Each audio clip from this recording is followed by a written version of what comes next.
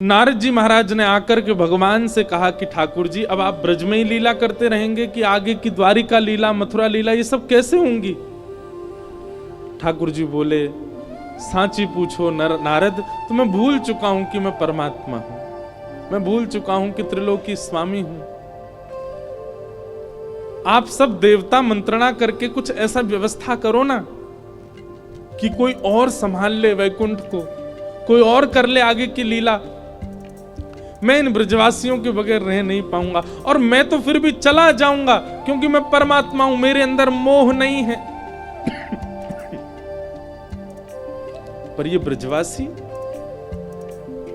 इनको तुमने झूठे को जाकर अगर बोल दिया ना कि श्री कृष्ण जा रहे हैं, इनके प्राण निकल जाएंगे। मुझे जाता हुआ देखना तो इनके लिए सबसे बड़ा दुर्भाग्य होगा। नारद जी ने बैठ करके भगवान से बहुत देर चर्चा की और ठाकुर जी से कहा, नाथ आपको आना पड़ेगा और कोई उपचार नहीं।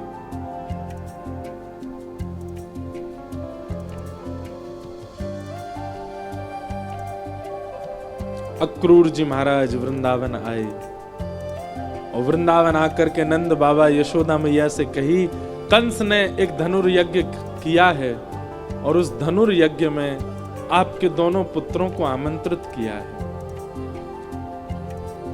यशोदा मैया बोली, इतने राक्षस भेजे वाने हमारे लाला मारवे के काजे और अब निमंत्रण भेज रहे हो?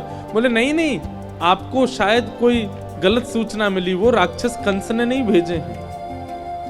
कंस तो इन दोनों को सम्मानित करना चाहते हैं। हमने सुना कुछ दिन पहले बहुत जोर की बारिश हुई तो इन्होंने गिरिराज उठा लिए थे, सब आप सबकी रक्षा की।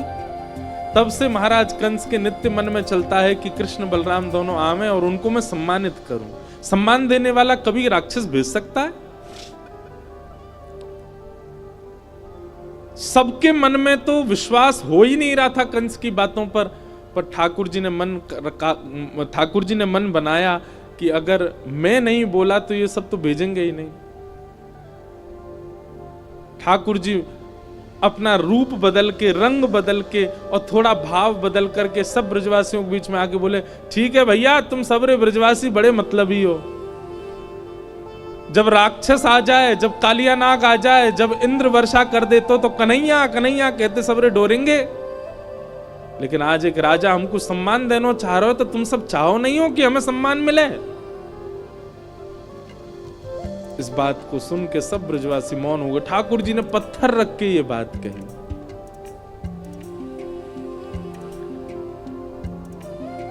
अक्रूर जी महाराज ले जाने के लिए आए हैं श्री ठाकुर जी को।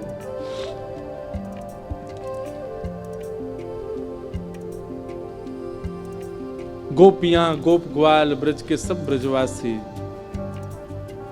मन ही मन विचार कर रहे हैं और विधाता से प्रार्थना कर रहे हैं कि अरे विधाता, तेरे अंदर दया नाम की चीज नहीं है क्या? कहां श्री कृष्ण को हमारा प्रेमी बना दिया, कहां हम सबके चित्त में उनके प्रति इतना प्रगाढ़ प्रेम प्रकट करा दिया। और जब हम सबके चित्त में प्रेम आ गया, आज मिलने का समय आया, अब उनके संग रहने का समय आया, उनके संग अब लीला करने का समय आया, तो तू उनको हमसे दूर कर रहा है। सब ब्रजवासी मौन हो गए, बोल कुछ नहीं रहे, क्योंकि ठाकुर जी ने ऐसी बात कह दी है कि कुछ कहें तो कहीं ठाकुर जी यूं नहीं समझ लें कि ये सब हमारे शुभ चिंतक नहीं है। सब ब्रजवासी आज अपने घर नहीं गए, नंद भवन के द्वार पर बैठे हैं और पूरी रात सब सूर्य नारायण से प्रार्थना कर रहे हैं, हे सूर्य नारायण, आप कल उदित मत होना, क्योंकि आपके उदित होते ही लाला हमें छोड़ के चलो जाएगा। रात में यशोदा मैया श्री ठाकुर जी को अंग से लगा करके सो रही है, लिपट के सोते हैं मैया से। मैया को तो थोड़ी घबराहट हो रही है कि मेरो लाला 2 दिन के काजे मथुरा जा रहा है, पर ठाकुर जी के हृदय में तो इतनी वेदना है, इतनी वेदना है। बार बार मैया के वक्ष में अपना मुख रख देते हैं और बार बार मैया के तन की सुगंधी को ठाकुर जी भीतर लेते हैं। रोने लग जाते हैं, नेत्रों से अत्यंत आंसू गिरते हैं कि अब ये सुगंधी मुझे कभी नहीं आएगी। अब मुझको नींद कैसे आवेगी मैया से लिपटे बगैर? मैं कैसे बताऊं मैया को कि मैं छल कर रहा हूं इनके संग, अब मैं चलो जाऊंगा। मैया के एक एक अंग का स्पर्श ठाकुर जी अपनी स्मृति में ले रहे हैं। मैया के हाथ कैसे, मैया को वक्ष कैसो, मैया को मुख कैसो, मैया को पेट कैसो, मैया के चरण कैसे, ताकि जब जब याद आवेगी मथुरा जावे के बाद तब तब अपने हाथन को स्पर्श करके स्मरण कर ले करूंगा। गोपियों का विरह सबने सुना,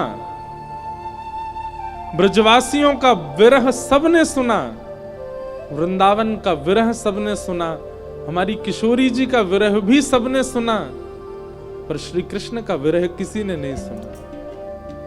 ब्रजवासी, ब्रज गोपिकाएं, वृंदावन आदि आदि जितने भी विरह हैं, इन सब का विरह एक पडले में रख दो और श्री कृष्ण का ब्रज के प्रति विरह एक पडला में रख दो।